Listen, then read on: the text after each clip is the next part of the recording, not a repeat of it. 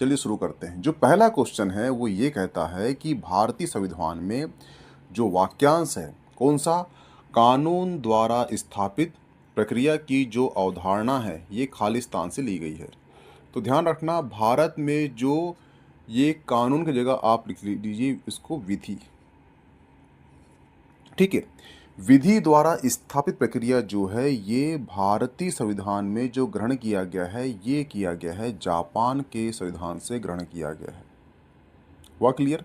लेकिन यहाँ पे एक क्वेश्चन उठता है कि विधि द्वारा स्थापित प्रक्रिया जो है ये किस देश के संविधान से प्रेरित है।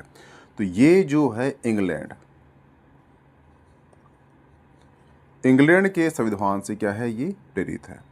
परंतु जो भारत का संविधान है वो जो ग्रहण किया है कौन सा, विधि द्वारा स्थापित प्रक्रिया, ये जापान के संविधान से ग्रहण किया है। ये डिफरेंस है। ठीक है, क्वेश्चन आपको ये आता है कि विधि द्वारा स्थापित प्रक्रिया किस देश के संविधान से प्रेरित है, तो उसका आंसर होगा इंग्लैंड। लेकिन क्वेश्चन ये आता है कि भारतीय संविधान ने विधि द्वारा स्थापित प्रक्रिया को किस देश से ग्रहण किया है, तो वो जापान से किया है। अब यहाँ पे दो क्वेश्चन आपने दो वाक्य सुना होगा। एक तो हो गया कौन सा, विधि द्वारा स्थापित प्रक्रिया, ठीक है, और दूसरा सुना होगा आपने विधि की उचित प्रक्रिया। उचित प्रक्रिया हुआ क्लियर?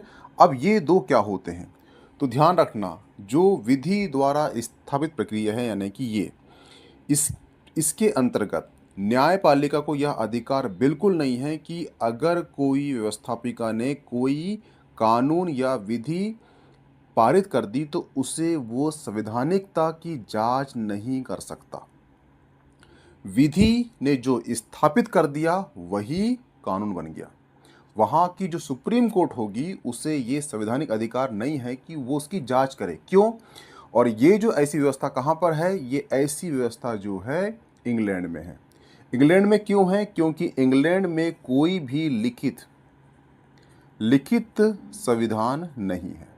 जहाँ पे लिखित संविधान नहीं होगा वहाँ का जो संसद होगी, संसद जो पारित कर देगी वो विधि ही अपने आप में विधि होगी। यानी कि इंग्लैंड में क्या है, कोई लिखित संविधान नहीं है। जब लिखित संविधान नहीं है कि तो वहाँ की जो संसद द्वारा पारित कोई भी विधि अपने आप में क्या होगी, विधि होगी, क्योंकि उसकी जांच करने के लिए उसके बैकअप में कोई भी लिखित संविधान नहीं है।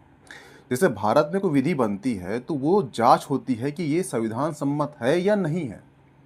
अगर सम्मत है तो विधि बनेगी, अगर सम्मत नहीं है तो विधि नहीं बनेगी। हुआ क्लियर? और ये ध्यान रखना कि ये जो डाइसी हुआ है, एक इंग्लैंड में व्यक्ति रहा है, राजनीतिक चिंतक रहा है, उसका नाम रहा है डाइसी। क्या? डाइसी रहा है। डाइसी के विधि के शासन का यह तीसरा भाग है। कौन सा? तीसरा भाग है। हुआ क्लियर? इसका मतलब ये होता है कि इंग्लैंड का संविधान, इसका मतलब होता है कि इंग्लैंड का संविधान जो है विधि का परिणाम है। हुआ क्लियर? अब आ जाइए क्या, विधि की उचित प्रक्रिया में यह अवधारणा जो है न्यायिक पुनरावलोकन की शक्ति से जुड़ा हुआ है। अर्थात न्यायपालिका को यह अधिकार है कि वह व्यवस्थापिका द्वारा पारित किसी विधि को पहले संवैधानिक की जांच करेगा और संवैधानिक होने पर ही उसके अनुकूल विधि का पालन किया जाएगा। दूसरे शब्दों में कहा जाए तो संविधान के प्रतिकूल होने पर न्यायपालिका संसद द्वारा पारित किसी विधि को असंवैधानिक घोषित कर सकता है। यह अवधारणा जो है अमेरिका के संविधान से प्रेरित है। यहाँ पर देखना, 3 देश के नाम आ गए। एक है यूएसए, एक है जापान और एक है इंग्लैंड। ठीक है, अगर आपसे क्वेश्चन करता है कि विधि द्वारा स्थापित प्रक्रिया किस देश के संविधान से प्रेरित है, तो उसका आंसर हो जाएगा इंग्लैंड। लेकिन यहीं पे क्वेश्चन करता है कि भारत में किस देश से यह जो अवधारणा है ये ग्रहण की गई है, तो वो है जापान। लेकिन यही क्वेश्चन करता है कि विधि द्वारा उचित प्रक्रिया किस देश के संविधान से प्रेरित है, तो ये है यूएसए। हुआ क्लियर? उचित का मतलब ये होता है कि जहाँ पर भी लिखित संविधान है, जैसे भारतीय लिखित संविधान है, अमेरिका लिखित संविधान है, यहाँ पर अगर संसद द्वारा कोई विधि बनती है तो न्यायपालिका ये चेक करेगी कि जो विधि बनी है संसद द्वारा ये संविधान सम्मत है या नहीं है। अगर नहीं है तो विधि नहीं बनेगी, उसे वो असंवैधानिक घोषित कर देगी। अगर सम्मत है तो वो विधि लॉ बन जाएगा। हुआ क्लियर? और ये उचित प्रक्रिया जो है यूएसए से ली गई है। और जो भारत में विधि द्वारा स्थापित प्रक्रिया जो है ये जापान से ली गई, परंतु इसकी प्रेरणा कहाँ से ली गई है? वो इंग्लैंड के संविधान से प्रेरित है। हुआ क्लियर? आपको डिफरेंस याद हो गया होगा कि उचित क्या होता है, प्रक्रिया क्या है, और इंग्लैंड, यूएसए, जापान का। हुआ क्लियर? तो इसका आंसर हो जाएगा ऑप्शन डी, जापान से। ठीक है, आपको यहाँ पे अंतर समझ में आ गया होगा कि उचित प्रक्रिया कहाँ से ली गई है, और भारत का जो संविधान है उसने विधि द्वारा स्थापित प्रक्रिया किस देश से ग्रहण की है। हुआ क्लियर? ये ध्यान रखना, ये छोटा छोटा अंतर होता है। जब ऑप्शन आते हैं तो आपको वहाँ पे बहुत ज़्यादा कन्फ्यूजन हो जाता है, इसलिए यहाँ पर मैंने पूरा एक्सप्लेन कर दिया इसको। ठीक है, नेक्स्ट क्वेश्चन है, भारतीय संविधान के निर्माताओं द्वारा मौलिक अधिकार के विचार को कहाँ से लिया गया था? भारतीय संविधान के निर्माताओं द्वारा मौलिक अधिकार का विचार जो है संयुक्त राज्य अमेरिका यानी कि यूनाइटेड नेशन स्टेट, यूएसए के संविधान से लिया गया है। ठीक है, मौलिक अधिकार कहाँ से लिया गया है? वो लिया गया है यूएसए से। परंतु यहीं पे क्वेश्चन करता कि मौलिक कर्तव्य, मौलिक कर्तव्य ये कहाँ से लिया गया है? तो ये रूस से लिया गया है। मौलिक कर्तव्य पूछेगा आपसे तो वो है रूस, मौलिक अधिकार पूछेगा आपसे तो वो है अमेरिका। हुआ क्लियर? और ये भी ध्यान रखना कि जो मौलिक अधिकार का वर्णन है ये भाग 3 में किया गया है, और संविधान के भाग 3 को भारत का अधिकार पत्र यानी कि मैग्ना कार्टा कहा गया है। और मैग्ना कार्टा के अंतर्गत भारत का जो मूल संविधान था उसमें 7 प्रकार के मौलिक अधिकार थे। कितने? 7 प्रकार के मौलिक अधिकार थे, लेकिन वर्तमान में जो मौलिक अधिकार हैं उनकी संख्या 6 है। तो ऐसा कौन सा अधिकार था जो वहाँ से हटा दिया गया है? तो वो है कौन सा अधिकार? वो है संपत्ति का अधिकार, वहाँ से हटा दिया गया है। अब सवाल उठता है कि ये संविधान कब हटाया गया है? तो ये हटाया गया है कब? 1978 में हटाया गया है। तो इसके लिए कोई भी संविधान संशोधन हुआ होगा, कौन सा हुआ होगा? तो वो था 44वां संविधान संशोधन हुआ है। उसके अकॉर्डिंग जो है मौलिक अधिकारों की संख्या जो है 7 से घटकर 1 हो गई। और इस संशोधन में एक आर्टिकल ऐड किया, आर्टिकल था 300A। 300A के अंतर्गत संपत्ति अधिकार को एक कानूनी अधिकार बना दिया गया। हुआ क्लियर? तो ये ध्यान रखना। ठीक है, तो इस प्रकार जो है भारत में अब तक जो नागरिक हैं उनको 6 मौलिक अधिकार है। तो इसी प्रकार वर्तमान में भारत में 6 मौलिक अधिकार है। ठीक है, जैसे कि जो आर्टिकल है, कौन सा? आर्टिकल 14 से लेकर 18 तक कौन सा अधिकार है? ये अधिकार है समता या समानता का अधिकार। आर्टिकल कौन सा? 19 से लेकर 22 तक ये आज़ादी का अधिकार है।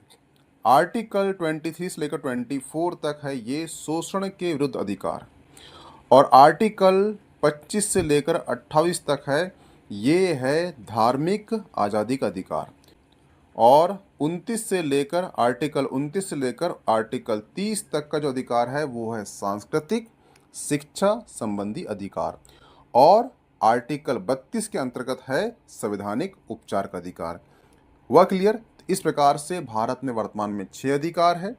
संपत्ति का अधिकार जो है आर्टिकल 19 1F में था, जिसे हटा दिया गया है, और 31(1) भी हटा दिया गया है। 31(1) के अकॉर्डिंग ये एक मौलिक अधिकार, संपत्ति का अधिकार, इसे हटाकर आर्टिकल 300A में डाल दिया गया है। हुआ क्लियर? तो ये सारे कंटेंट आपके एग्जाम पॉइंट से सही है। तो इसका आंसर क्या हो जाएगा? इसका आंसर हो जाएगा ऑप्शन ए। भारत में जो मौलिक अधिकार है ये संयुक्त राष्ट्र अमेरिका से लिया गया है, परंतु मौलिक कर्तव्य कहाँ से लिया गया है? मौलिक कर्तव्य लिया गया है कहाँ से? रूस से लिया गया है, ये ध्यान रखना, ठीक है। और जापान के संविधान से लिया गया है विधि द्वारा स्थापित प्रक्रिया। वह क्लियर, ये ध्यान रखना।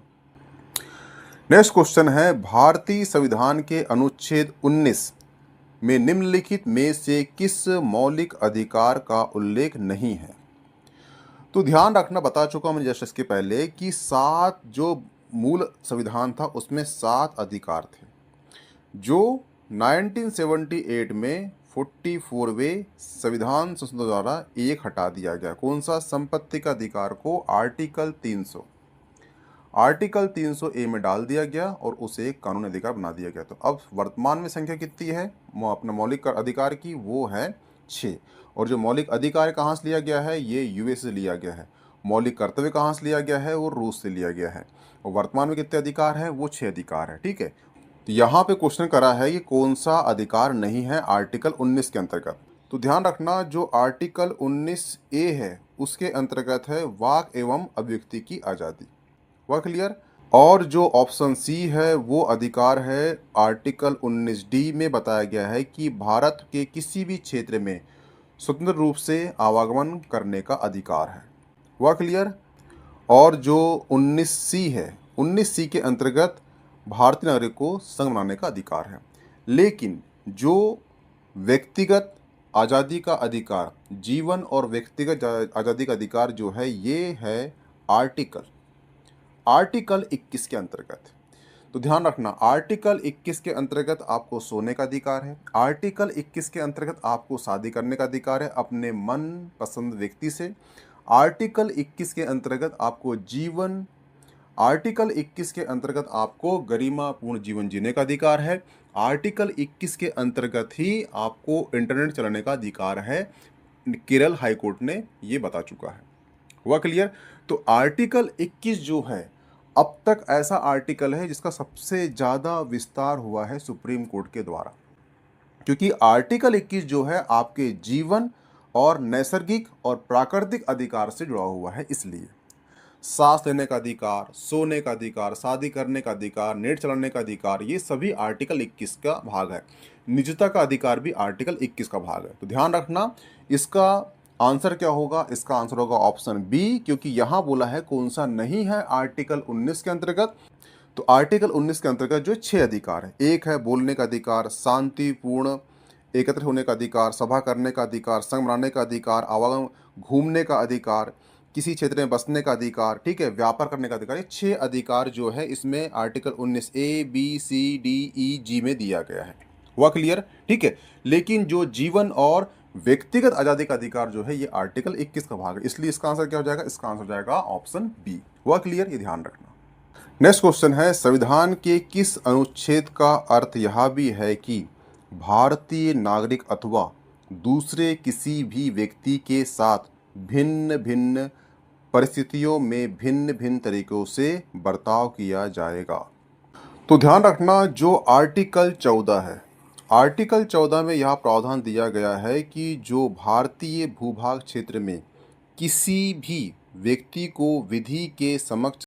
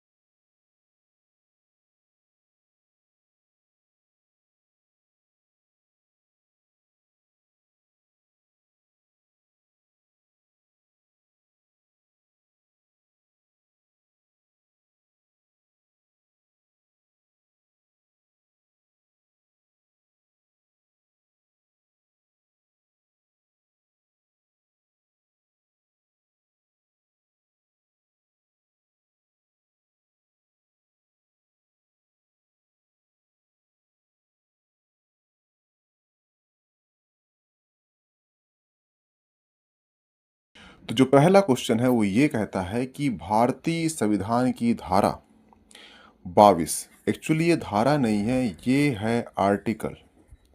आर्टिकल 22 के अनुसार अधिकतम कितने समय के भीतर गिरफ्तार करके हिरासत में लिए गए किसी व्यक्ति को निकटतम मजिस्ट्रेट के समक्ष प्रस्तुत करना चाहिए। तो ध्यान रखना, जो आर्टिकल 22 है, आर्टिकल 22 जो है ये गिरफ्तारी और निवारक निरोध के संबंध में संरक्षण प्रदान करता है नागरिक को।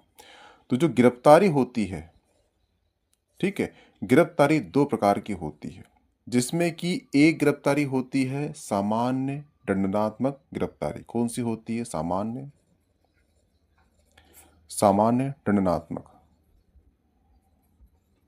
दंडात्मक गिरफ्तारी, ठीक है। और एक होती है निवारक निरोध के संबंध में गिरफ्तारी। तो जो सामान्य दंडात्मक गिरफ्तारी होती है, इसके अंतर्गत 3 संरक्षण दिया गया है गिरफ्तारी करते वक्त उस नागरिक को। इसके अंतर्गत जो पहला संरक्षण दिया गया है उसमें बोला गया है कि आरोपी को उसकी गिरफ्तारी का तुरंत कारण बताना होगा। इसलिए आपने देखा होगा ओल्ड मूवी में कि वो मांगते हैं वारंट, कि आप मुझे किस आधार पर गिरफ्तार कर रहे हो, उसका मुझे वारंट दिखाओ। तो ये तुरंत बताना पड़ता है कि आपको ये कारण के लिए अपराध के एवज में आपको गिरफ्तार किया जा रहा है। दूसरा संरक्षण है, उसमें बोला गया है कि गिरफ्तार व्यक्ति को उसकी पसंद का वकील करने का अधिकार है। अगर कोई व्यक्ति गिरफ्तार हो गया है, अगर आपने वेब सीरीज देखा होगा पंकज त्रिपाठी की जस्टिस, ठीक है, तो उसके अंतर्गत क्या होता है कि जो अपराधी होते हैं उनको अपने मन पसंद का वकील करने का अधिकार होता है, और वो जो भी बात करेंगे वकील के रहते बात करेंगे, वकील के अकॉर्डिंग बात करेंगे, वकील जो बोलेगा वही बात करते हो, ठीक है, ताकि उनका जो केस है वो वीक ना पड़ जाए, स्ट्रांग बने, ठीक है। तीसरा जो संरक्षण है उसके अंतर्गत ये कहा गया है कि गिरफ्तार व्यक्ति को कितने 24 घंटे के भीतर सशरीर निकटतम मजिस्ट्रेट के समक्ष प्रस्तुत करना अनिवार्य होगा। तो इसका आंसर क्या होगा? इसका आंसर होगा ऑप्शन डी, 24 घंटे के भीतर। तो ये जब गिरफ्तार होता है व्यक्ति तो उसको ये संरक्षण दिया गया है। हुआ क्लियर? तो इसका आंसर क्या होगा? ऑप्शन डी, 24 घंटे, ठीक है। नेक्स्ट क्वेश्चन है, निम्नलिखित में से कौन सा किसी भारतीयों को प्राप्त कानूनी अधिकार के बारे में सही है? तो ध्यान रखना, यहाँ पे दो कथन दिए, कथन पी और कथन क्यू। कथन पी कहता है कि कानूनी अधिकार एक सामान्य कानून द्वारा सुरक्षित किए गए हैं। कथन पी कहता है कि उस कानून को बदलकर विधायिका द्वारा कानूनी अधिकार को बदला जा सकता है या हटाया जा सकता है, ठीक है। तो इसके कथन दोनों सही हैं। कैसे? तो ध्यान रखना, जो कानूनी अधिकार है एक सामान्य कानून द्वारा सुरक्षित किए गए हैं। उस कानून को बदलकर विधायिका यानी कि संसद द्वारा कानून अधिकार को बदला जा सकता है या उसे हटाया जा सकता है। जैसे कि आप देखना, आपके कितने 7 मौलिक अधिकार थे, लेकिन क्या हुआ कि 1978 में कौन सा संविधान संशोधन? 44वां संविधान संशोधन कर दिया गया, और इस संशोधन के माध्यम से जो आपके 7 मौलिक अधिकार थे वो अधिकार को 6 मौलिक अधिकार कर दिया, जिसमें जो संपत्ति का अधिकार जो है उसे हटाकर 300 आर्टिकल 300 ए में एक क्या कानूनी अधिकार बना दिया गया। तो इसके अकॉर्डिंग हम कह सकते हैं कि जो ऑप्शन पी और ऑप्शन क्यू जो है ये बिल्कुल सही है। इसका आंसर हो जाएगा ऑप्शन ए। हुआ क्लियर? ये ध्यान रखना। पर यह भी ध्यान रखना कि विधायिका जो है संविधान के किसी भी पार्ट में अनुच्छेद 368, कौन सा आर्टिकल? आर्टिकल 368 के अंतर्गत वो संशोधन कर सकती है। लेकिन ध्यान रखना, आर्टिकल 1 है, आर्टिकल 13(2) के अंतर्गत कहा गया है कि संसद कोई भी ऐसी विधि नहीं बनाएगी जिसके कारण जो संविधान का मूल स्ट्रक्चर हो वो डैमेज हो। हुआ क्लियर? यानी कि जो संविधान की भावना है वो बरकरार रहेगी, आप संशोधन कर सकते हो। उसके अलावा जहां पे संविधान की मूल स्ट्रक्चर का जो भावना है वो आहत होती है तो उसे सुप्रीम कोर्ट असंवैधानिक घोषित कर दिया जाएगा। इस प्रकार से आप कह सकते हो कि आर्टिकल 13 जो है ये संविधान का क्या है? संरक्षक आर्टिकल है। आर्टिकल 13(2) जो है ये संविधान का रक्षक आर्टिकल है। हुआ क्लियर? ये ध्यान रखना, ठीक है। इसका आंसर क्या हो जाएगा? इसका आंसर हो जाएगा ऑप्शन ए, पी और क्यू दोनों सही है। नेक्स्ट क्वेश्चन है, निम्नलिखित में से कौन सा वाक्य भारतीय संविधान में नागरिकों के मौलिक अधिकार के रूप में उल्लेखित है? तो ध्यान रखना, यहाँ पे कथन ए और कथन बी दिया है, ठीक है। कथन ए कहता है कि किसी भी व्यक्ति को एक ही अपराध के लिए एक से अधिक बार दंड नहीं दिया जा सकता। कथन बी कहता है कि किसी भी व्यक्ति को उसकी इच्छा के विरुद्ध देश की रक्षा, राष्ट्र की सेवा करने के लिए बाध्य नहीं किया जा सकता। तो इसमें जो है कथन ए सही है, कथन बी गलत है। कैसे? हम समझते हैं, ठीक है।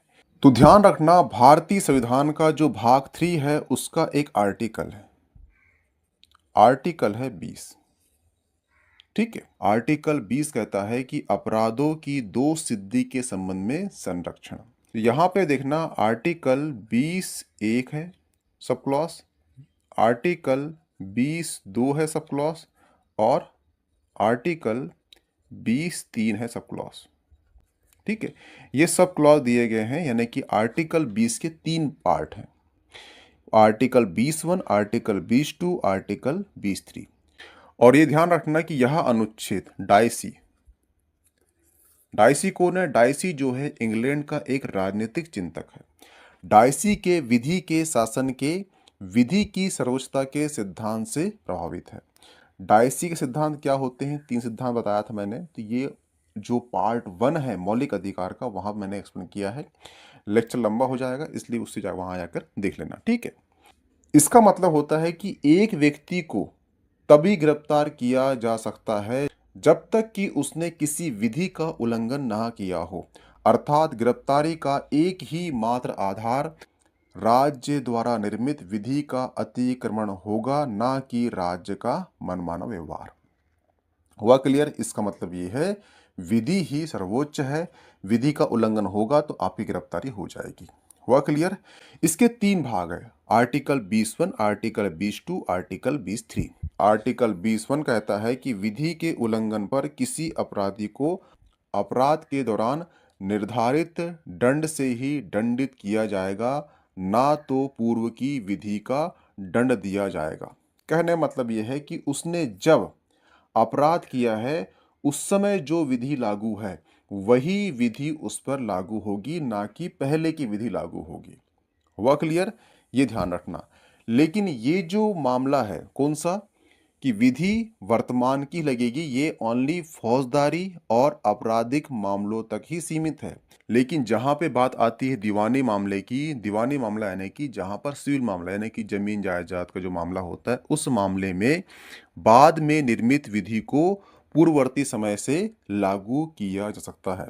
यानी कि इसका मतलब है कि दीवानी मामलों में पूर्ववर्ती समय की विधि भी लागू हो सकती, लेकिन जो फौजदारी और जो आपराधिक मामले हैं इन मामलों में ऐसा नहीं होता। जब अपराध होता है और उस समय जो विधि लागू होती है वही विधि अप्लाई होगी, उसके पहले की विधि अप्लाई नहीं होगी। हुआ क्लियर? और जो दूसरा सब क्लॉज है आर्टिकल 20(2), आर्टिकल 20(2) कहता है कि एक व्यक्ति को एक ही अपराध के लिए दोहरा दंड से दंडित नहीं किया जा सकता, यद्यपि दंड की अगली सुनवाई पिछली कार्रवाई के संलग्न रूप से, जैसे कि मान लो किसी व्यक्ति ने अपराध किया है कहीं पर और वहां पे आसपास कम से कम 5 थाने पड़ रहे हैं उस क्षेत्र से करीब में, और 5 थानों में उसकी शिकायत दर्ज हो गई है। तो 5 थानों में शिकायत दर्ज हुई है तो अलग अलग मामले में शिकायत हुई होगी, किसने मुझे छेड़ा, इसने रेप किया, इसने हत्या की, जो भी एक्सवाइजेड, ठीक है। तो पांचों मामले एक ही आदमी से जुड़े हुए हैं, तो पांचों मामले को संलग्न कर दिया जाएगा, ठीक है। और इस पर फिर केस फाइल होगा, उसके बाद उसे दंड दिया जाएगा। ऐसा बिल्कुल नहीं कि 5 थानों में चल रही है तो 5 थानों की अलग-अलग सुनवाई होगी, अलग-अलग उसके अपराध होंगे, अलग-अलग दंड होंगे, ऐसा बिल्कुल नहीं होगा, ठीक है? ये ध्यान रखना। तो इसके अंतर्गत जो मुख्य अपराध होता है, मुख्य अपराध के साथ कुछ-कुछ सह अपराध भी होते हैं। तो सभी को केवल एक अपराध नहीं माना जाएगा, अलग-अलग अपराध मानकर कार्रवाई की जाएगी। तो ये कथन जो ए बोला है वो एक्चुअली आर्टिकल 20(2) का भाग है, ठीक है। तो आर्टिकल 20(2) के अंतर्गत जो ऑप्शन ए है ये बिल्कुल सही हो जाएगा। ऑप्शन ए यहाँ भी दिया, यहाँ भी दिया, परंतु यहाँ पे बोला गया है, ऑप्शन बी कहता है कि देश की रक्षा, राष्ट्र की सेवा करने के लिए बाध्य नहीं किया जा सकता। ये गलत बोला है। ध्यान रखना, एक आर्टिकल हुआ है आर्टिकल 33। आर्टिकल 33 इस उपबंध के अपवाद का प्रावधान करता है कि किसी भी व्यक्ति को उसकी इच्छा के विरुद्ध देश की रक्षा, राष्ट्र की सेवा करने के लिए बाध्य किया जा सकता है। यानी कि यहाँ पर आर्टिकल 33 के अंतर्गत किसी व्यक्ति की इच्छा हो अथवा ना हो, परंतु जहाँ देश की, जहाँ राष्ट्र की बात आएगी, उसके इच्छा के विरुद्ध भी उसे सेवा करने के लिए बाध्य किया जा सकता है। तो आर्टिकल बी गलत हो जाएगा और आर्टिकल ए सही हो जाएगा। इसका आंसर हो जाएगा ऑप्शन डी, यानी कि ऑप्शन ए। और ध्यान रखना कि जो सब क्लॉज 3 है, आर्टिकल 20 का सब क्लॉज 3 है, ये कहता है कि एक आरोपी को स्वयं के खिलाफ गवाही देने के लिए बाध्य नहीं किया जा सकता, यानी कि वो स्वयं के खिलाफ अपनी गवाही नहीं दे सकता। वह क्लियर, ये ध्यान रखना। तो ये यहाँ पे आपको आर्टिकल 20(1), आर्टिकल 20(2), आर्टिकल 20(3) समझ में आ चुका होगा। आर्टिकल 33 क्या कहता है समझ में आ चुका होगा। हुआ क्लियर? नेक्स्ट क्वेश्चन है, निम्नलिखित में से कौन सा सही है, मिलान कीजिए, ठीक है। यानी कौन सी सही जोड़ी दी गई है इसमें से जो मिली हुई है, सही जोड़ी है, ठीक है। तो ध्यान रखना, जो 19E है, 19E में दिया गया है निवास की आज़ादी, तो ये गलत हो जाएगा, ठीक है। जो 19B है, 19B में बोला गया है शांतिपूर्वक सम्मेलन करने की आज़ादी, तो ये भी गलत हो जाएगा। 19A बोला है, 19A में बोला गया है कि भाषण और अभिव्यक्ति की आज़ादी का अधिकार है, ठीक है। तो ये जो है ऑप्शन सी सही हो जाएगा, ठीक है।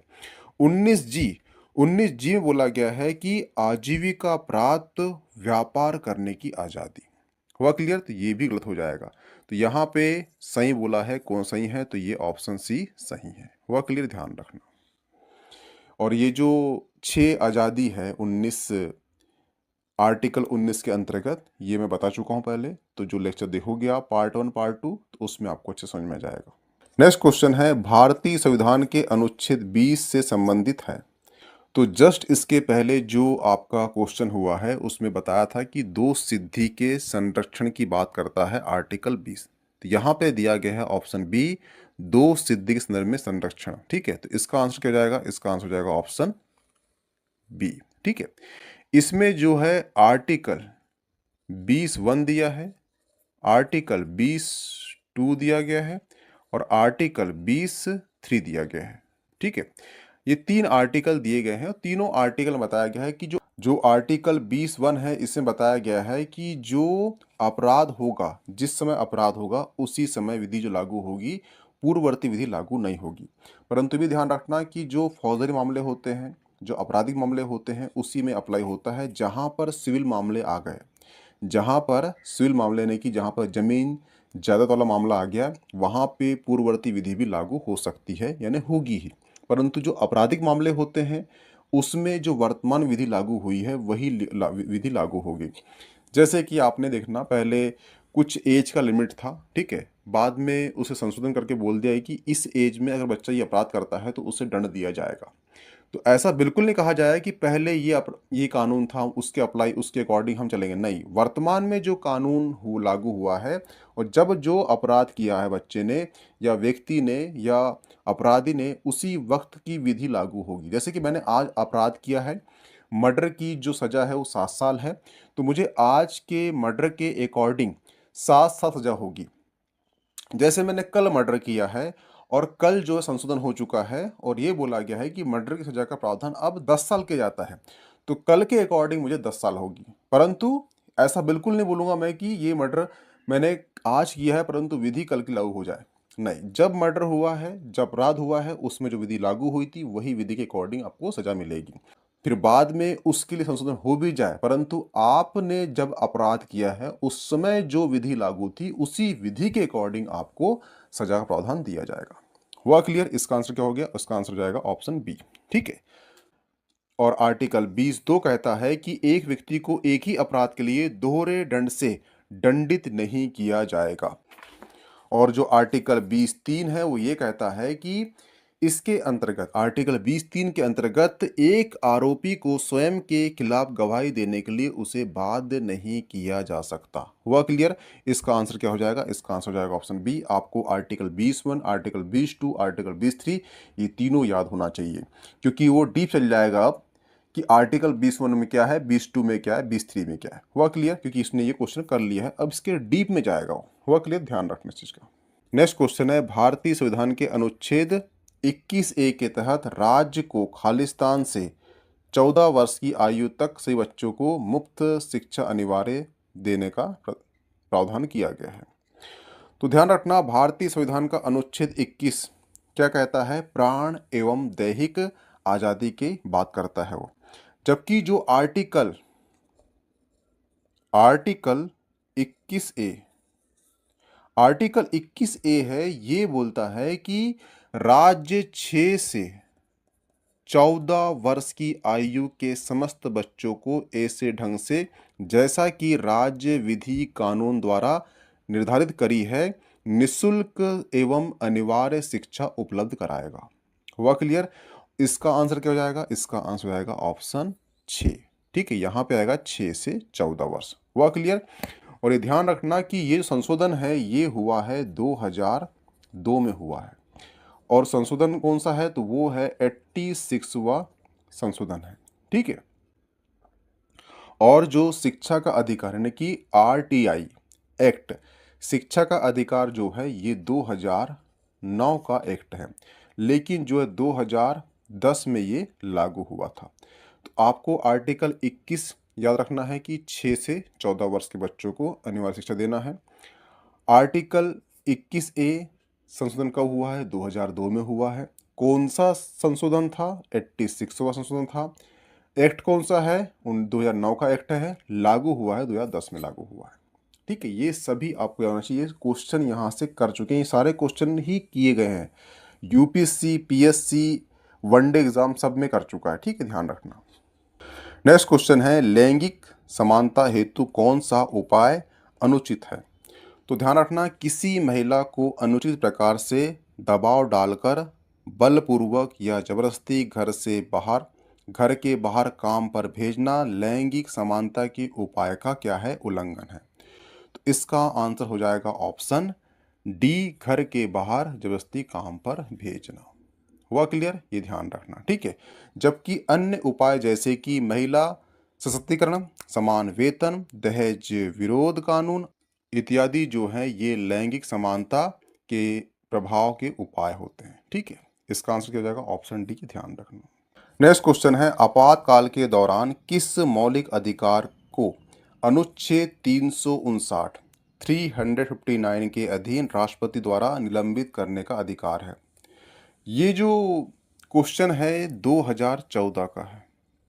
किसका? UPSI के मेंस का। ठीक है। और इस क्वेश्चन को जो आयोग ने निरस्त कर दिया था, क्यों किया था उसका कारण है। ठीक है, कारण ये है कि जो आपको आज़ादी दी गई है उसके अंतर्गत जो मौलिक अधिकार है, ठीक है, मौलिक अधिकार के अंतर्गत एक आर्टिकल है आर्टिकल 20 और एक आर्टिकल है आर्टिकल 21। ये जो आर्टिकल 20 है और आर्टिकल 21 है ये दोनों आर्टिकल जो है आपके दैहिक और नैसर्गिक न्याय से जुड़े हुए हैं, इसलिए दोनों आर्टिकल को निलंबित नहीं किया जा सकता किसी भी आपातकाल की स्थिति में। क्योंकि जो आर्टिकल 20 है, जब आपकी गिरफ्तारी होती है तो गिरफ्तारी संबंध में जो संरक्षण दिया जाता है वो अधिकार है, और आर्टिकल 20 जो है ये प्राण और दैहिक आज़ादी से जुड़ा हुआ मामला है। ठीक है, तो दोनों आर्टिकल जो है आपके प्राकृतिक अधिकार से जुड़े हुए हैं, इसलिए दोनों आर्टिकल में जो अधिकार दिए हैं इसको राष्ट्रपति किसी भी हालत में किसी भी आपातकाल में निलंबित नहीं कर सकता। तो इसका आंसर होता आर्टिकल 20, आर्टिकल 21। ठीक है, लेकिन जो आयोग द्वारा ये क्वेश्चन को निरस्त कर दिया गया था, ये ध्यान रखना। ठीक है, नेक्स्ट क्वेश्चन है भारतीय संविधान का अनुच्छेद 25 संबंधित है। तो ध्यान रखना, भारतीय संविधान का अनुच्छेद 25 सभी नागरिकों को धर्म के संबंध में अंतःकरण की आज़ादी, धर्म की आबद्ध रूप से मानने का, आचरण करने का एवं प्रचार करने की आज़ादी प्रदान करता है। तो इसका आंसर हो जाएगा ऑप्शन ए, धर्म की आज़ादी से इसका संबंध है। हुआ क्लियर? ध्यान रखना, और ध्यान रखना इसका सब क्लॉज है आर्टिकल 25A। आर्टिकल 25A कहता है कि इसके अंतर्गत जो सिख समुदाय है उनको ये आज़ादी दी गई है कि वो अपने पास कृपाण धारण कर सकते हैं, परंतु जो कृपाण होगा उसका एक लिमिटेड साइज होगा, ज़्यादा बड़ा भी नहीं। ठीक है, जो साइज बताया गया है उसी साइज का आप कृपाण रख सकते हो। ये अधिकार किसको दिया गया है? ये सिखों को दिया गया है आर्टिकल 25A के अंतर्गत। यानी कि यहाँ पे धर्म की उपासना, धर्म का प्रचार, धर्म का पालन करना, ये आपका अंतःकरण की आज़ादी दी गई है। हुआ क्लियर? ध्यान रखना। इसमें जो निजी अधिकार है ये आर्टिकल 21 का भाग है। ठीक है, सामाजिक आज़ादी जो है ये नीति निर्देशक तत्व की बात की गई है, आर्थिक आज़ादी भी उसकी बात की करता है। ठीक है, ये ध्यान रखना। नेक्स्ट क्वेश्चन है धर्म, मूलवंश, जाति, लिंग, जन्म स्थान के आधार पर विभेद का प्रतिषेध संविधान के किस अनुच्छेद में प्रदान किया गया है? तो ध्यान रखना, संविधान का एक अनुच्छेद है, वो है आर्टिकल 15। आर्टिकल 15 के कितने? 5 भाग हैं। ठीक है, 5 भाग में जो भाग 1 है, ठीक है, जो आर्टिकल 15 का भाग 1 है वो ये कहता है कि राज्य केवल धर्म, जाति, मूलवंश, लिंग, जन्मस्थान के आधार पर किसी भी नागरिक के साथ विभेद नहीं करेगा। इसका आंसर हो जाएगा ऑप्शन डी। हुआ क्लियर? लेकिन ध्यान रखना कि जहां पर अनुच्छेद बात करता है समानता की, समानता के अंतर्गत यहाँ पर नागरिक और गैर नागरिक दोनों को समानता प्राप्त है, यानी विदेशी और भारतीय दोनों को यहाँ पर समानता का अधिकार। लेकिन जो अनुच्छेद 25 है ये केवल भारतीय नागरिक को आज़ादी दी गई है। दोनों में अंतर रखना। ध्यान रखना, जो आर्टिकल 15 में जो अधिकार दिया गया है वो केवल भारतीय नागरिक को अधिकार मिला है, और जो आर्टिकल 14 में समानता का अधिकार है ये भारतीयों प्लस विदेशी, नागरिक प्लस गैर नागरिक दोनों को प्राप्त है। वह क्लियर? ध्यान रखें। ठीक है, आर्टिकल जो 15(2) है, 15(2) जो है ये कहता है कि राज्य केवल उपरोक्त 5 आधारों पर ही किसी नागरिक को सार्वजनिक तालाब, नदी, रेस्टोरेंट, किसी मनोरंजन स्थान, अन्य किसी सार्वजनिक सेवा प्रदान करने में विभेद नहीं करेगा। आर्टिकल जो 15(3) है वो कहता है कि आर्टिकल 15(1) का यह पहला अपवाद है जिसके अंतर्गत जो राज्य में महिला एवं बच्चों को विशेष स्थिति के चलते विशेष उपबंध कर सकता है। हुआ क्लियर? यह विशेष उपबंध जो है महिलाओं एवं बच्चों की विशेष शारीरिक संरचना सामाजिक स्तर से जुड़ी हुई है। जैसे कि आप देखना कि जो मध्याह्न भोजन जो चल रहा है, ठीक है, जो अपना जब बच्चा गर्भ में होता है तो महिलाओं को अपना निकटतम जो स्वास्थ्य केंद्र होते हैं वहाँ से दलिया आता है। ठीक है, तो उनके स्वास्थ्य को देखते हुए उनको विशेष प्रावधान दिया गया है। ठीक है, तो ये आर्टिकल 15(3) के अंतर्गत दिया गया है। आर्टिकल 15 आपको इसलिए भी याद रखना है कि आर्टिकल 15 में एक मूवी बन चुकी है। हुआ क्लियर? तो ध्यान रखना कि आर्टिकल 15 आपके लिए काफ़ी इंपॉर्टेंट हो जाता है। तो यहाँ पर विशेष प्रावधान किया है आर्टिकल 15(3) के अंतर्गत। ठीक है, आर्टिकल 15(4) जो है इस अनुच्छेद के अंतर्गत जो है एक केस रखना, उस केस का नाम है चंपकम दोराजन वर्सेस मद्रास केस। ये 1951 का केस है।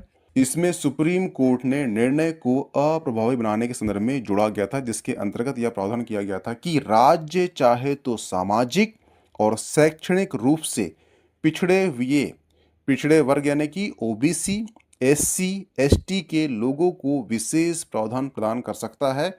यह अनुच्छेद ही भारत में आरक्षण का एक सशक्त आधार बना है। तो केस इसलिए भी इम्पोर्टेंट है, तो आप जान रहे हो कि मराठा आरक्षण, ओबीसी आरक्षण अटका हुआ है, देश में मुद्दा बना हुआ है, ठीक है।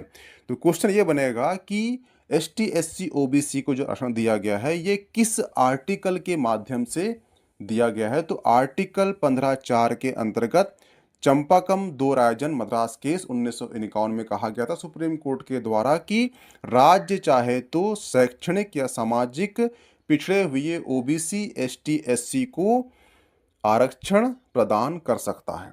हुआ क्लियर? इसका आंसर जो है आर्टिकल 15 होगा, और आर्टिकल 15 आपको सारे क्लॉज में बता चुका हूं मैं। हुआ क्लियर? एक क्लॉज बच गया है आर्टिकल 15(5).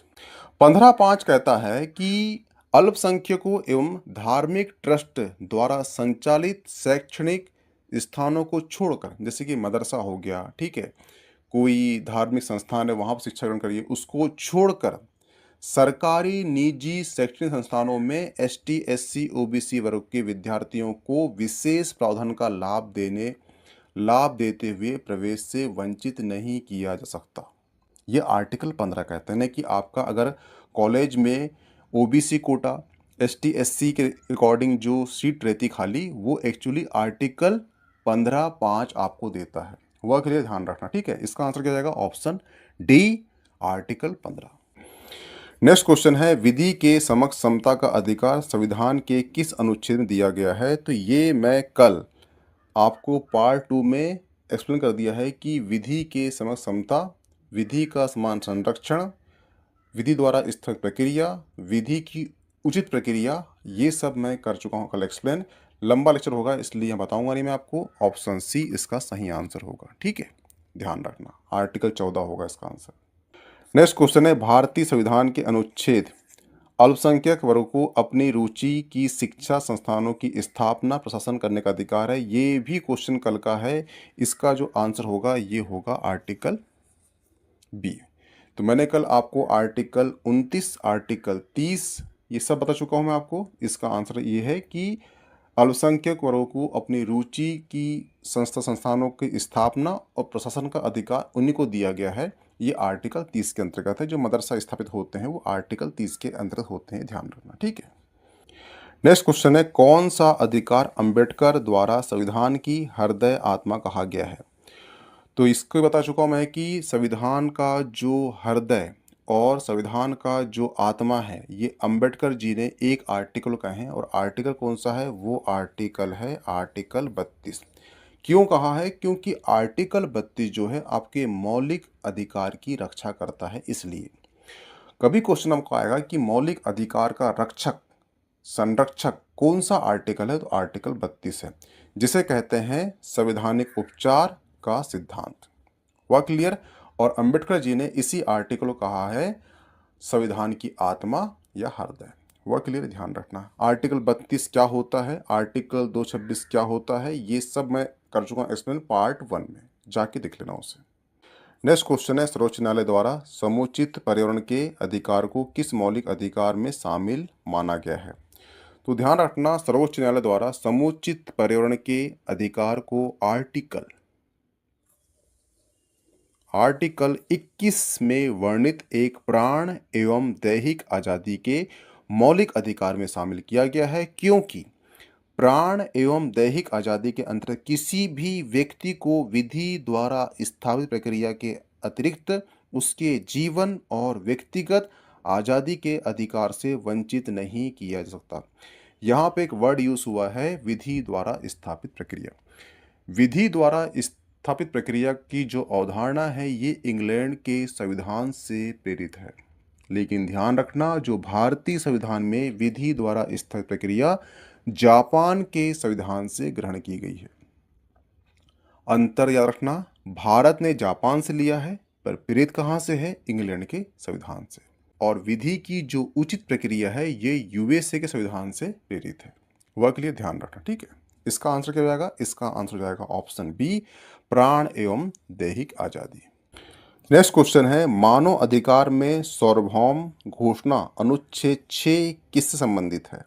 तो ध्यान रखना, संयुक्त राष्ट्र के चार्टर में यह कथन था कि संयुक्त राष्ट्र के लोग यह विश्वास करते हैं कि कुछ ऐसे मानव अधिकार हैं जो कभी छीने नहीं जा सकते।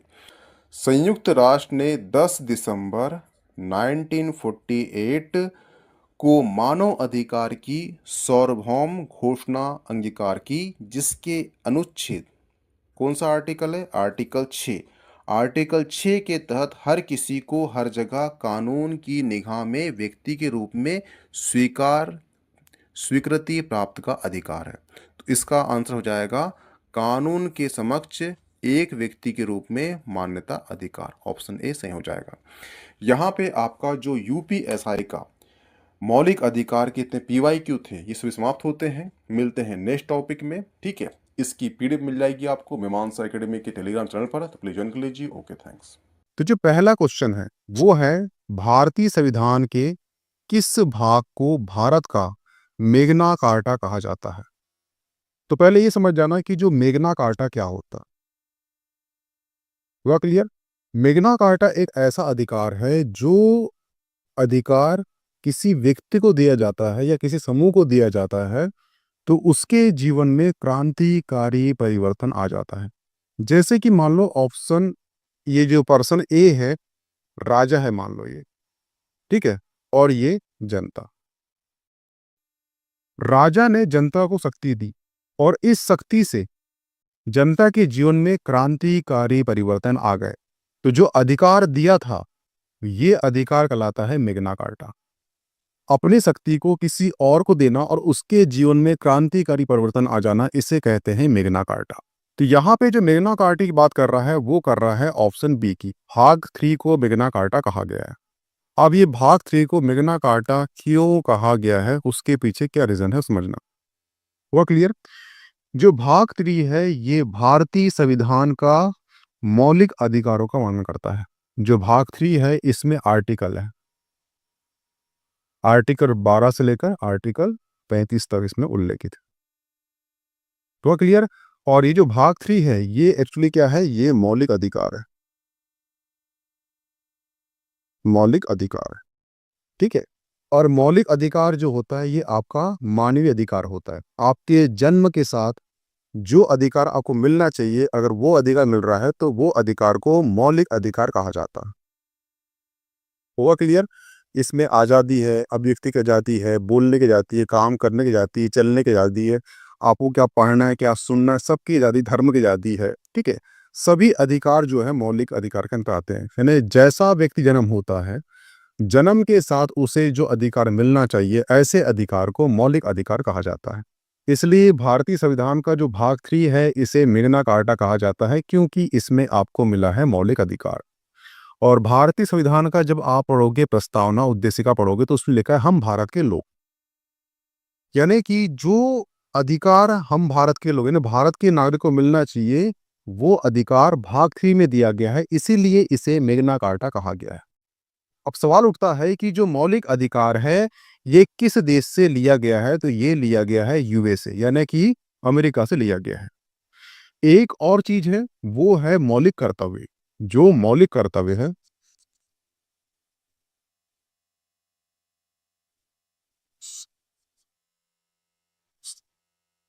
मौलिक कर्तव्य, मौलिक कर्तव्य जो कहां से लिया गया है, तो वो लिया गया है कहां से, वो लिया गया है रूस से। हुआ क्लियर? क्वेश्चन आएगा आपको कि मौलिक अधिकार कहां से लिया गया, अधिकार की बात आएगी तो वो आ जाएगा यूएसए। जहां बात आ जाएगी मौलिक कर्तव्य की तो वो आ जाएगा रूस से। हुआ क्लियर? ये दोनों डिफरेंट याद रखना, मौलिक अधिकार यूएसए, मौलिक कर्तव्य रूस। हुआ क्लियर? ये ध्यान रखना। भारतीय संविधान में जब भारत का संविधान बना था तब भारतीय नागरिक को कितने मौलिक अधिकार थे, वो 7 मौलिक अधिकार थे। लेकिन वर्तमान में कितने हैं, वो 6 मौलिक अधिकार है, ठीक है।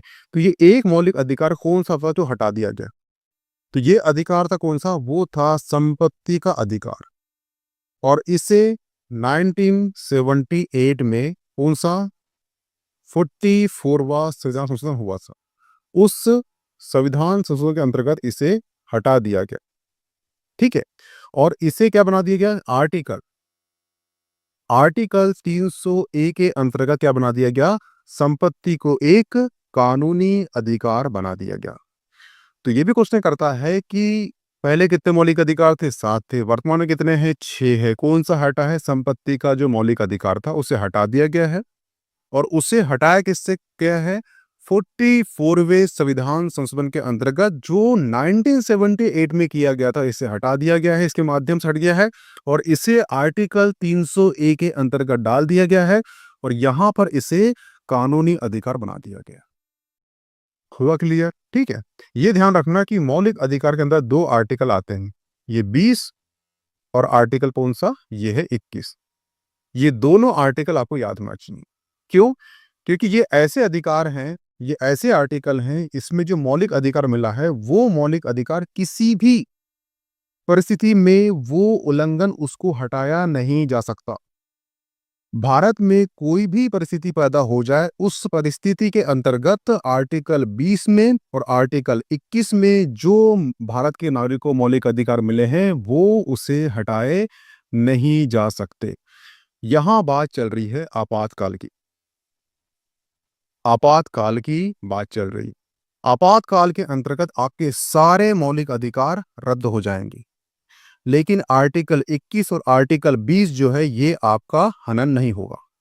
आर्टिकल 21 कहता है कि मानव का निजता का अधिकार है, निजता यानी मानव का निजता का अधिकार नहीं कि मानव का सोना है, उठना है, जागना है, क्या बोलना है, क्या पढ़ना है, क्या लिखना है, उसे उसे किस प्रकार जीवन जीना है, ठीक है, उसे कहाँ जाना है, उसे कहीं नहीं जाना है, ये सब आर्टिकल 21 के अंतर्गत आता है। यानी कि प्राकृतिक अधिकार जो मिला है वो आर्टिकल 21 के अंतर्गत मिला है। इसलिए आर्टिकल 21 आर्टिकल 20 जो है कभी भी किसी भी परिस्थिति में वो उसको रद्द नहीं किया जा सकता। तो क्वेश्चन यहाँ से ये बनेगा आपसे कि आपातकाल के दौरान ऐसे कौन से 2 मौलिक अधिकार के आर्टिकल हैं जिसको रद्द नहीं किया जाता? तो वो है आर्टिकल 20 और आर्टिकल 21 को छोड़कर सारे जो मौलिक अधिकार है वो आपको रद्द कर दिए जाते हैं। हुआ क्लियर? ठीक है। एक सवाल उठता है कि अगर आपका मौलिक अधिकार हनन हो रहा है तो कहां जाओगे आप जाओगे सुप्रीम कोर्ट जाओगे। हुआ क्लियर? और कहां जाओगे आप जाओगे हाई कोर्ट जाओगे। हुआ क्लियर? लेकिन यहां पे जाने के लिए आप कौन सा मौलिक अधिकार का आर्टिकल यूज करोगे? तो ध्यान रखना, अगर आप सुप्रीम कोर्ट जा रहे हो अपने मौलिक अधिकार के हनन के लिए तो आपको आर्टिकल 32 का यूज करना होगा। लेकिन वहीं पर आप अगर हाई कोर्ट जा रहे हो आपके मौलिक अधिकार हनन होने के लिए तो आपको आर्टिकल कौन सा? 226 226 आर्टिकल यूज करना होगा। तो क्वेश्चन यहाँ से ये बनता है कि जब भी आपका मौलिक अधिकार होता है तो आप किस आर्टिकल के माध्यम से हाई कोर्ट जाओगे? तो उसका आंसर होगा 226 226 आर्टिकल के माध्यम से। वही सेम चीज अगर आपका मौलिक अधिकार होता है तो अगर सुप्रीम कोर्ट जाओगे तो कौन सा आर्टिकल आपका यूज होगा? तो वो है आर्टिकल 32। आर्टिकल 32 के अंतर्गत जो है 5 रिट दी है, वो हम आगे समझेंगे 5 कौन सी रिट दी है। ठीक है। एक बार क्या हुआ था कि एक बच्चे का ऑपरेशन हुआ हॉस्पिटल में। ठीक, एक केस आया था सुप्रीम कोर्ट में। तो उस बच्चे की जो फीस थी वो थी 20,000 करीब। ठीक है। परंतु जो हॉस्पिटल है उसने 40,000 चार्ज करा और उसके जो माता पिता बहुत गरीब थे तो उन्होंने उसे 20,000 पे कर दिया, परंतु 20,000 पे नहीं कर पाया। तो हॉस्पिटल ने बोला कि आपका बच्चा हॉस्टल में रहेगा, आराम से रहेगा, आप जब भी 20,000 पे कर दोगे तो वो बच्चा आपको सौंप दिया जाएगा। बाप माँ बहुत गरीब थे तो वह परेशान हुए कि किसी ने बताया कि आपका जो बच्चा है ये कैद हो चुका है, उसे जेल नहीं हुई है परंतु आपके पास नहीं है, किसी और के पास है और वो उसके एवज में आपसे 20,000 चार्ज ले रहा है, तो यानी कि वो बच्चा कैद है। तो आप जाइए आर्टिकल 32 का यूज कीजिए और आप चले जाइए सुप्रीम कोर्ट। सुप्रीम कोर्ट में पिटीशन डाला गया और सुप्रीम कोर्ट ने देखा कि ये मामला संदिग्ध है और आर्टिकल 32 के अंतर्गत सुप्रीम कोर्ट ने उस केस को ले लिया अपने हाथ में। और ये ध्यान रखना कि आर्टिकल 32 या आर्टिकल 226 के माध्यम से जो भी केस जाता है कोर्ट में उसे आप वापस नहीं ले सकते। भाबरी देवी जो कांड हुआ था वो जो ओपन हुआ था वो इसी आर्टिकल 32 के माध्यम से हुआ था। एक बार केस चला गया तो वापस नहीं होता। हुआ क्लियर? सुप्रीम कोर्ट में फिर जब बैठक हुई, जब उसकी सुनवाई हुई, तो हॉस्टल में बैठी जो सुप्रीम कोर्ट है वहां बैठाया गया जूरिस्ट, जिसमें जो मेडिकल संबंधी अधिकारी होते हैं, जो उसके विशेषज्ञ होते हैं, वो बैठा जाता है। ये बैठे वहां पे, उन्होंने भी देखा कि उनसे पूछा गया कि इस बीमारी के लिए कितना खर्चा आता। उन्होंने बोला कि इस बीमारी के लिए हद से मैक्सिमम 20,000 खर्चा हो सकता है। और माता पिता ने बोले हमने 20,000 पे कर दिए, बस उनकी ये 40,000 पे करें। ठीक है। तो यहाँ पे क्या हुआ कि बंदी प्रत्यक्षीकरण जो है, आर्टिकल 32 के माध्यम से रिट लगाई गई थी, क्योंकि उनका बच्चा कैद हो चुका था। तो सुप्रीम कोर्ट ने उनको, तो सुप्रीम कोर्ट का निर्णय आया, उसमें बोला गया कि तुमने बच्चे को बंदी प्रत्यक्षीकरण के अंतर्गत आपने कैद किया, आप उसका भरोगे हर्जाना और बच्चे को माता पिता को सौंपोगे। और आपने अगर देखा होगा दृश्य मूवी, तो उससे भी आर्टिकल 32 का यूज होता है, जो अयोध्या में बताता है कि आर्टिकल 32 के माध्यम से आप यूज कर सकते हो। तो आर्टिकल 32 ये है, आर्टिकल 32 के माध्यम से आप अपने मौलिक अधिकार की रक्षा करते हो सुप्रीम कोर्ट में। आर्टिकल 226 226 के माध्यम से आप अपने मौलिक अधिकार की रक्षा करते हो हाई कोर्ट में। हुआ क्लियर? और आपको ये याद होना चाहिए कि जो अंबेडकर जी हुए हैं, डॉक्टर भीमराव अंबेडकर ने भारतीय संविधान के अनुच्छेद 32 को संविधान की आत्मा एवं हृदय कहा था। क्वेश्चन ये भी आ चुका है कि अंबेडकर जी ने कौन से आर्टिकल को संविधान की आत्मा या हृदय कहा था, तो वो है आर्टिकल 32। हुआ क्लियर? तो ये मौलिक अधिकार का पार्ट था, इसके ऊपर कहानी मैंने बता दिया। इसका आंसर हो जाएगा ऑप्शन बी। तो ये सारे कंटेंट आपके एग्जाम पॉइंट से इंपॉर्टेंट है, तो ध्यान रखना। नेक्स्ट क्वेश्चन है, मौलिक अधिकारों के प्रवर्तन के संबंध में उच्चतम न्यायालय का क्षेत्र अधिकार क्या है? यानी ये बोल रहा है कि सुप्रीम कोर्ट का क्षेत्र अधिकार कहाँ था। तो ऑप्शन ए कहता है मौलिक अधिकार अनन्य, ऑप्शन बी कहता है मौलिक अधिकार नहीं, ऑप्शन सी कहता है मौलिक अधिकार लेकिन अनन्य नहीं, ऑप्शन डी कहता है अनन्य। अनन्य यानी इसके बाहर। हुआ क्लियर? ठीक है। यानी कि इसके बाहर, तो मौलिक अधिकार है लेकिन इसके बाहर नहीं है। सुप्रीम कोर्ट जो है, उसे जो डिसीजन देना है वो डिसीजन देगा सभी साक्ष्यों के आधार पर, परंतु वो डिसीजन संविधान में जो उसको शक्ति दी गई है उसी के संबंध में वो डिसीजन देता है। कहने का मतलब ये है कि जो शक्ति दी है सुप्रीम कोर्ट को संविधान में, उसके अकॉर्डिंग ही वो काम करेगा। तो मौलिक अधिकार जो है, तो यहाँ पे ध्यान रखना कि जो मौलिक अधिकार के प्रवर्तन के संबंध में उच्चतम न्यायालय यानी कि सुप्रीम कोर्ट का जो क्षेत्र अधिकार है वो क्या है? वो है मौलिक लेकिन अनन्य नहीं। क्या होगा? ऑप्शन सी सही होगा इसका। हुआ क्लियर? क्योंकि सुप्रीम कोर्ट संविधान के दायरे में रहकर, जो सुप्रीम कोर्ट होता है उसे शक्ति जो प्राप्त हुई है वो संविधान के सम्मत है, यानी संविधान के बाहर जाकर कोई भी वो अपना निर्णय नहीं देगा, उससे बाहर नहीं देगा। आर्टिकल 32, आर्टिकल जो 32 है वो नागरिकों के मूल अधिकार के उल्लंघन के विरुद्ध भी उपचार का उपबंध करता है। अगर जैसे हम नागरिक है, भारतीय नागरिक, हमारा जो मौलिक अधिकार है वो हनन हो रहा है, तो हम कहाँ जाएंगे? आर्टिकल 32 के माध्यम से हम सुप्रीम कोर्ट जाएंगे। और इस अनुच्छेद के अंतर्गत कोई भी व्यक्ति जिसके मूल अधिकार या मौलिक अधिकार पर कोई भी अतिक्रमण किया गया हो, उपचार के लिए सीधे सुप्रीम कोर्ट में आप जा सकते हो। इसीलिए उच्चतम न्यायालय को नागरिक के मूल अधिकार का संरक्षक कहा गया है। सुप्रीम कोर्ट को नागरिक के मौलिक अधिकार का संरक्षक कहा गया, क्योंकि सुप्रीम कोर्ट आप जाते हो आर्टिकल 32 के माध्यम से। इसीलिए भीमराव अंबेडकर जी हुए हैं, उन्होंने कहा था आर्टिकल 32 जो है संविधान का क्या है? हृदय और आत्मा है, क्योंकि ये आपका जो नैसर्गिक, आपका जो प्राकृतिक अधिकार है उसकी ये रक्षा करता है। कौन? सुप्रीम कोर्ट, आर्टिकल 32 के माध्यम से। हुआ क्लियर? अब ध्यान रखना कि जो आर्टिकल 32 है इसमें 5 प्रकार की रिट है। कितनी? 5 प्रकार की इसमें रिट है, ध्यान रखना। पहला कौन सा है? वो है बंदी प्रत्यक्षीकरण। ठीक है। दूसरा कौन सा है? वो है परमादेश। ठीक है। तीसरा कौन सा है? वो है अधिकार प्रच्छन्न।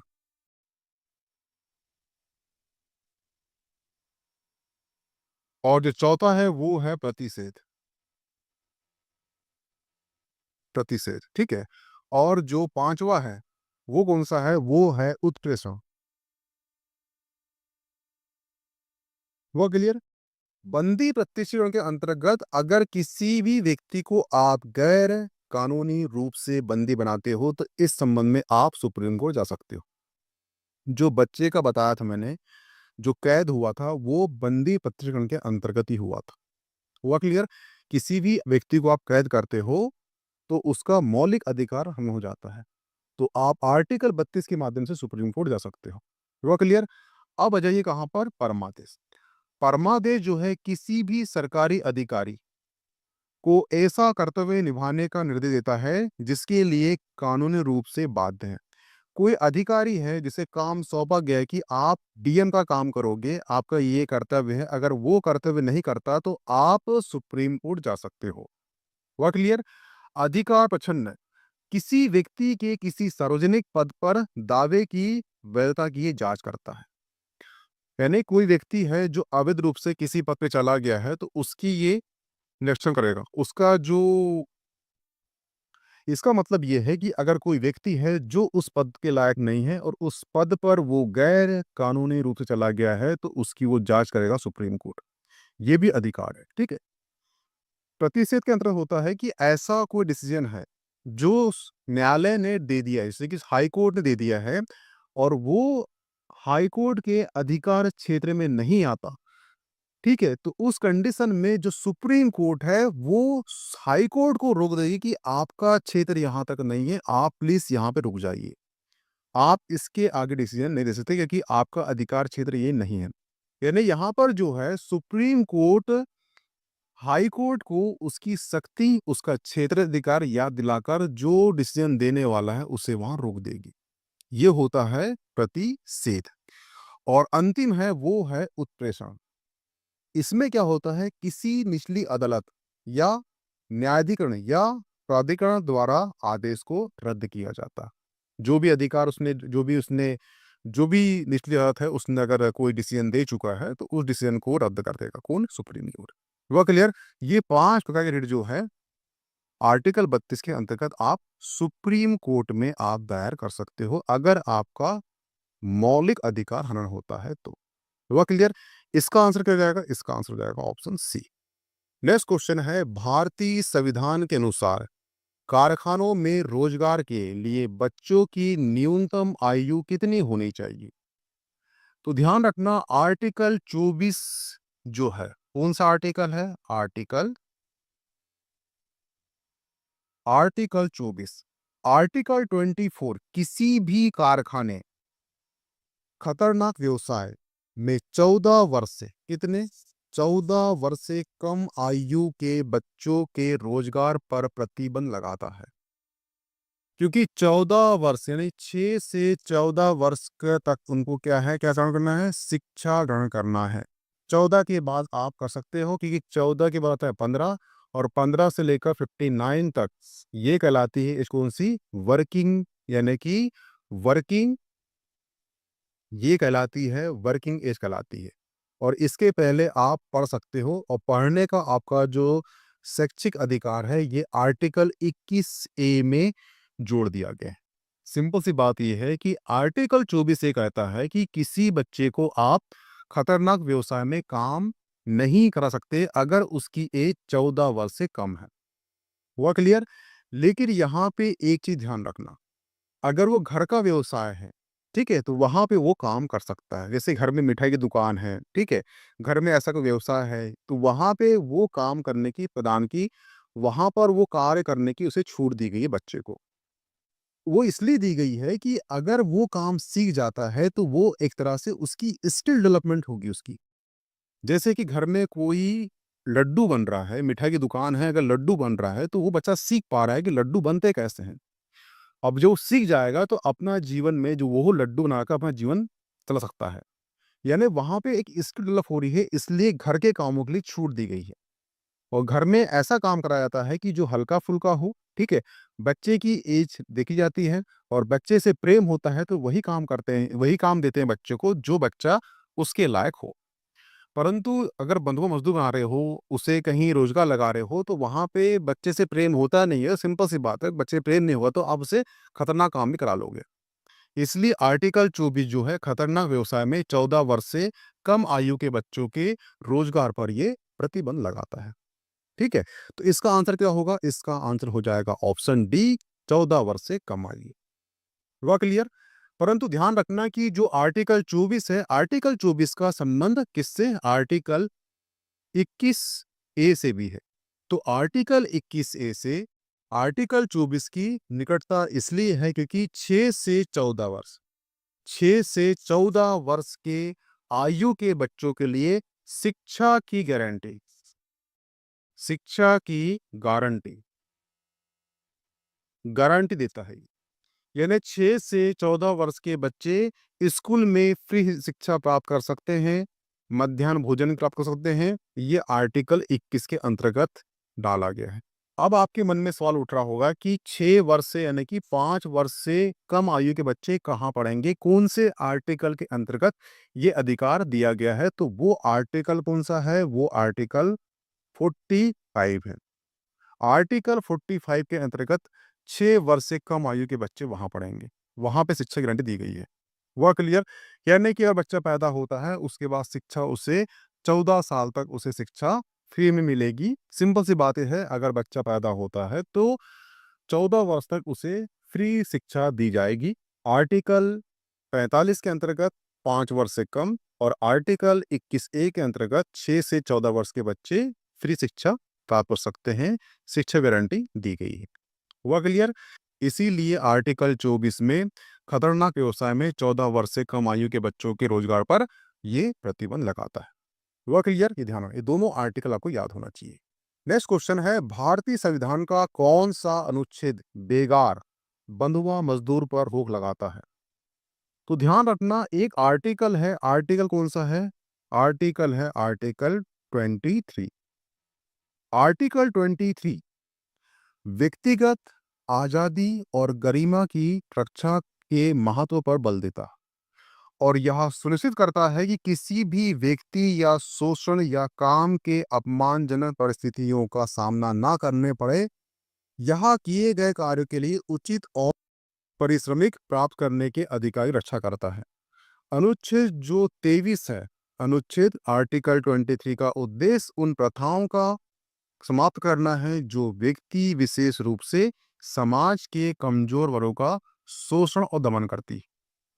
यह सम्मान, यह समानता, न्याय और मानव अधिकार के सम्मान के सिद्धांतों पर कायम है। हुआ क्लियर? कि ध्यान रखना कि जो मानव तस्करी है, जबरन श्रम करवाना, शोषण के अन्य रूपों से संबंधित मुद्दे को संबोधित करने के लिए भारत सरकार ने ऐसे अपराध को रोकने और उनका मुकाबला करने के लिए कानूनी रूप से तंत्र प्रदान करने के लिए अनैतिक व्यापार रोकथाम अधिनियम, बंधुआ मजदूर अधिनियम, ये सभी विशेष कानून लाए गए। ठीक है, तो इसका आंसर क्या है? इसका आंसर है ऑप्शन डी, अनुच्छेद आर्टिकल 23 के अंतर्गत बंधुआ मजदूर को रोक लगाई गई है। हुआ क्लियर? ये ध्यान रखना।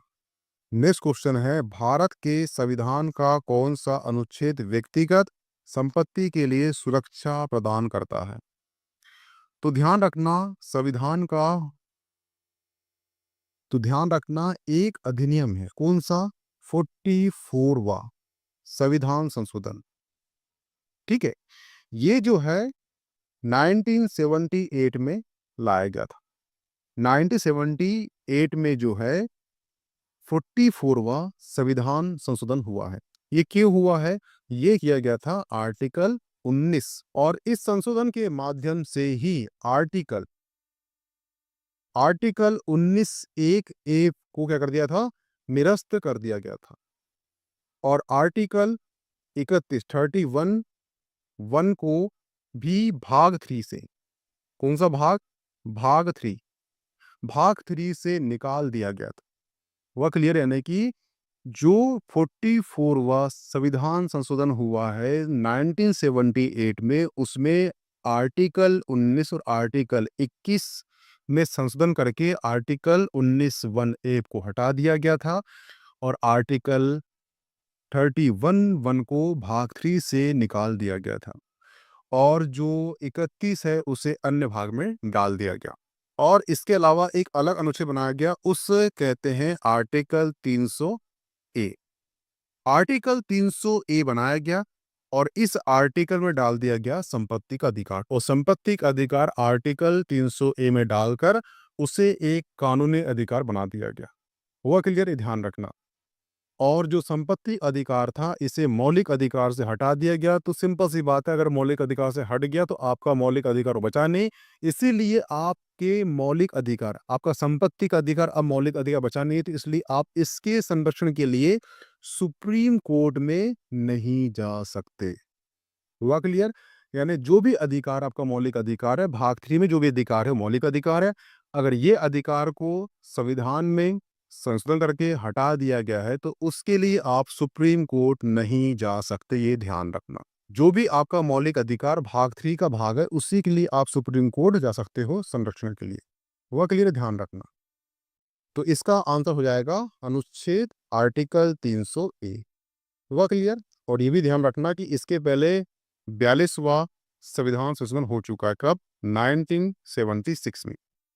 इसमें जो है भारतीय संविधान की जो उद्देशिका है उसमें 3 वर्ड जोड़े गए। एक है समाजवादी, एक है पंथनिरपेक्ष और एक है बंधुत्व। और ये पहला संशोधन हुआ था उद्देशिका में, यानी कि अभी तक जो उद्देशिका है, प्रस्तावना है, उसमें एक बार संशोधन हुआ है, वो भी 42वां संविधान संशोधन। कब हुआ है? 1976 में हुआ है। इसीलिए इस संविधान को क्या बोलते हैं? लघु संविधान संशोधन कहते हैं, ये ध्यान रखना। हुआ क्लियर? ये सारे कंटेंट एग्जाम पॉइंट से इंपॉर्टेंट है। नेक्स्ट क्वेश्चन है, जब कारावास की अवधि 3 महीने से कम हो तब एकांत कैद की सजा को क्रियान्वित करने में ऐसा कारावास किसी भी स्थिति में खालिस्तान से संबंधित नहीं होगा। तो ध्यान रखना, आईपीसी यानी कि भारतीय दंड संहिता, आईपीसी की धारा कौन सी है? धारा है 74। अब जो आईपीसी है ये भारतीय न्याय संहिता हो चुका है। अगर आपसे क्वेश्चन करता है इंटरव्यू में कि जो भारतीय दंड संहिता था उसका नाम बदलकर भारतीय न्याय संहिता क्यों कर दिया गया, तो आप उसका आंसर देना कि जब आईपीसी बनी थी 1900, उसका आप आंसर देना जब आईपीसी बनी थी 1860 में, तब हम ब्रिटिश के गुलाम थे। हुआ क्लियर? अब जो है 1947 के बाद हम हो गए हैं आजाद, हमारा खुद का संविधान है। संविधान की जो उद्देशिका है वो बोलता है हम भारत के लोग, यानी भारत का जितना भी सब कुछ है वो भारत के लोगों का है। तो हम इस प्रकार से पहले गुलाम थे, इसलिए गुलाम को दंड दिया जाता है। लेकिन अब हम 1947 के बाद हम एक संप्रभु राष्ट्र बन चुके हैं और हम बन गए हैं भारत देश के नागरिक, और नागरिक को देते हैं न्याय। इसलिए जो भारतीय दंड संहिता था उसका नाम बदलकर भारतीय न्याय संहिता कर दिया गया है। हुआ क्लियर? इसका ये सटीक आंसर है। कभी क्वेश्चन पूछे इंटरव्यू में तो आप इसका ये आंसर देना। ठीक है? तो जो भारतीय दंड संहिता है उसकी धारा 74 के अनुसार जब कारावास की अवधि कितने 3 माह से कम हो तब एकांत कैदी की सजा को क्रियान्वित करने में ऐसा कारावास किसी भी स्थिति में एक समय पर 14 दिन से अधिक नहीं होगा। क्या बोला गया है? 14 दिन से अधिक नहीं होगा, यानी कि 14 days एट आर टाइम, एक समय पर 14 दिन से अधिक नहीं होगा। ये इसका आंसर होगा, ऑप्शन सी होगा। हुआ क्लियर? ये ध्यान रखना। ठीक है? नेक्स्ट क्वेश्चन है, बच्चों को मुफ्त और अनिवार्य शिक्षा का अधिकार अधिनियम 2009 में शिक्षा को खालिस्तान से खालिस्तान वर्ष की आयु के बीच हर बच्चों का मौलिक अधिकार बना दिया गया। तो बता चुका हूं आपको कि जो आर्टिकल 21 ए है, कौन सा आर्टिकल? आर्टिकल 21 ए के तहत जो 6 वर्ष से लेकर 14 वर्ष के बच्चों की जो आयु है उसमें हर बच्चे को मौलिक अधिकार दिया गया है शिक्षा की गारंटी का। तो यहाँ पे आएगा 6 वर्ष लेकर 14 वर्ष। ठीक है? तो इसका आंसर क्या हो जाएगा? इसका आंसर हो जाएगा ऑप्शन डी, 6 वर्ष से 14 वर्ष के बच्चों तक। अब 6 वर्ष के से बच्चे कम आयु ने 5 वर्ष से कम के बच्चे कहाँ पढ़ेंगे? तो वो पढ़ेंगे आर्टिकल 45 के अंतर्गत तो पढ़ेंगे। हुआ क्लियर? यानी कि आर्टिकल 45 के अंतर्गत 6 वर्ष से कम आयु के बच्चे और 6 से 14 वर्ष के बच्चे कहाँ पढ़ेंगे? वो पढ़ेंगे आर्टिकल 21 के अंतर्गत मौलिक अधिकार। दो डिफरेंस है।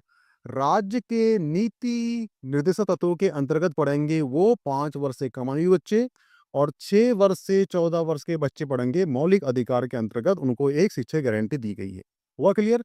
और 14 वर्ष के बच्चे ही आर्टिकल 24 के अंतर्गत किसी भी कारखाने में खतरनाक काम में वो उनके जो रोजगार पर वो रोक लगाता है। आर्टिकल 24। आर्टिकल 21 ए देता है शिक्षा। एज क्या है? 6 से 14। वह क्लियर?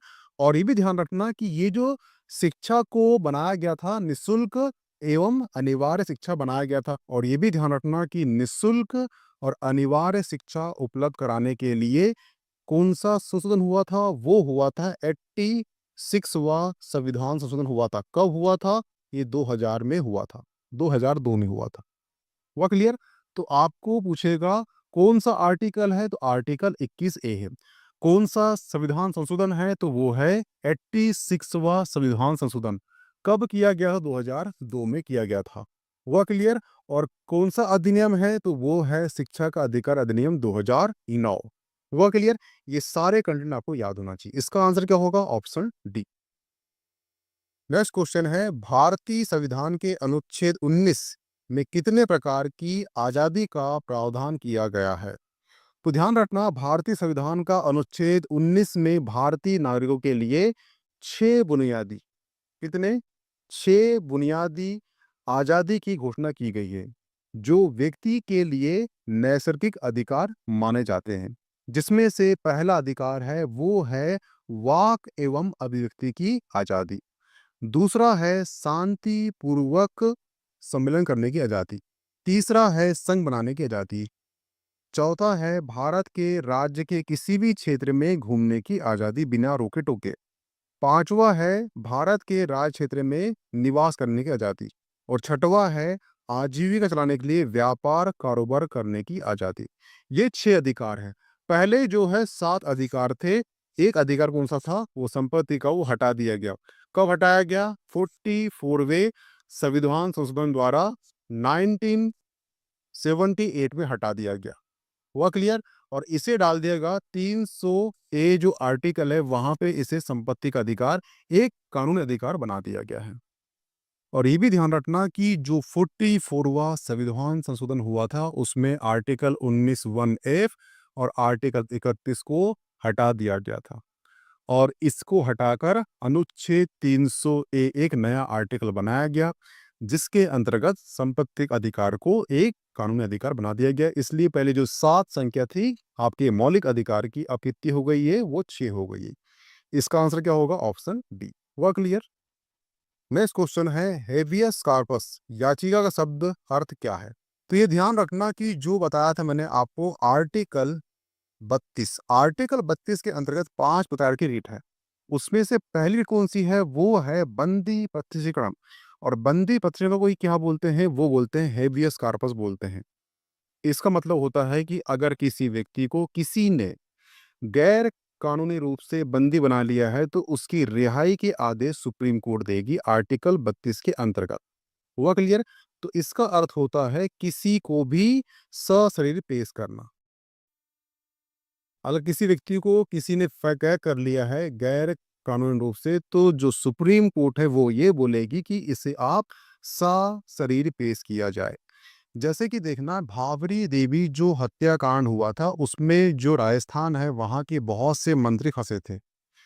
कारण ये था कि जो भावरी देवी थी ये एक नर्स थी और इसके संबंध जो है बाद में वहां के राजनेताओं से हो गए।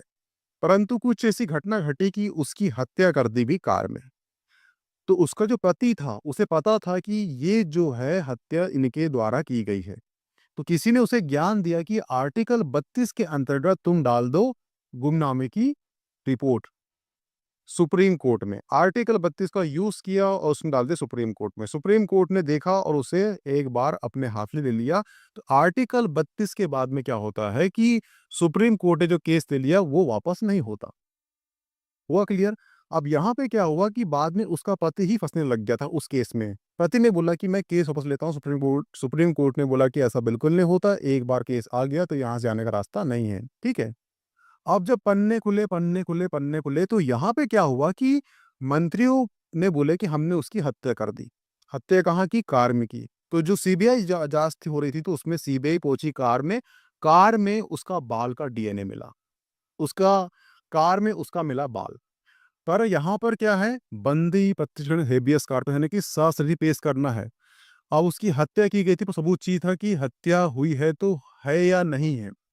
तो उसलिए उसको बोला गया कि आपने हत्या करे तो उसे कहाँ फेंका? तो उन्होंने बोला कि हमने इंदिरा गांधी नहर फेंक दिया। उसके बाद सीबीआई ने 6 महीने तक वो पानी रोका।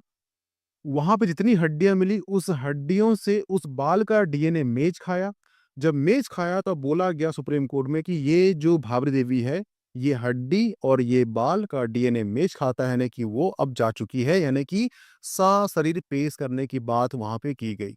उसकी मृत्यु हो गई है तो डीएनए टेस्ट होगा कि व्यक्ति मरा है या जिंदा है। अगर वो व्यक्ति जिंदा है तो सशरीर पेश किया जाए। ये होता है हेबियस कॉर्पस, ठीक है? ये आर्टिकल 32 के अंतर्गत सुप्रीम कोर्ट में इसे दायर किया जाता है और ये जो है मौलिक अधिकार की रक्षा करता है आपके, ठीक है? हुआ क्लियर? तो 5 प्रकार की रिट दी गई है और 5 प्रकार की रिट जो है अलग-अलग कार्य में अलग-अलग और 5 प्रकार की रिट जो है अलग-अलग क्षेत्रों में वो काम करती है।